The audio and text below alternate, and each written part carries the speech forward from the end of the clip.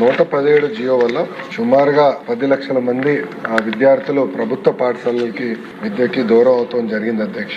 అదేవిధంగా చూస్తే learning outcomes లో కూడా ఆంధ్ర రాష్ట్రం వెనుకబడే పరిస్థితి వచ్చింది అధ్యక్ష.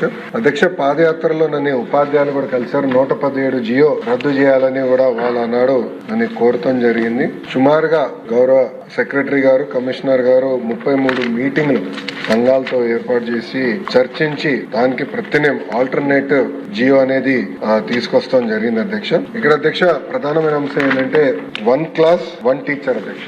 మోడల్ ప్రైమరీ స్కూల్ అనేది చాలా కీలకమైనది. 1 క్లాస్ 1 టీచర్ ఉంటేనే నాణ్యమైన విద్య మన పిల్లలకి అందజేయగలుగుతాం. దానికోసం మీరు చూస్తే అధ్యక్ష ప్రజా ప్రభుత్వం వచ్చే ముందల కేవలం 1398 పాఠశాలలు ఉండేది అధ్యక్ష. అది 9620 పాఠశాలలకి పెంచడం జరిగింది అధ్యక్ష. అప్పర్ ప్రైమరీ నుంచి హై స్కూల్స్ చూస్తే అధ్యక్ష 2014 నుంచి 24 వరకు కేవలం 166 అప్గ్రేడ్ అవుతాయి అధ్యక్ష.